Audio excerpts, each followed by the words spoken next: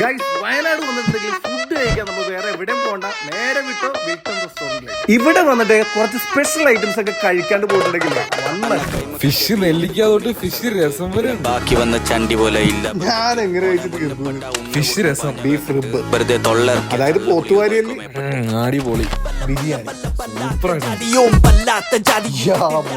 നല്ല ചൂട് ചോറ്, മീനച്ചാറ്, അടിപൊളി സാധനം, പുളി, ഫിഷ് നെല്ലിക്ക സൂപ്പറായിട്ടുണ്ട്.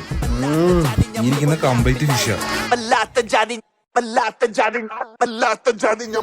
നമ്മളിങ്ങനെ അലിഞ്ഞു പോകും.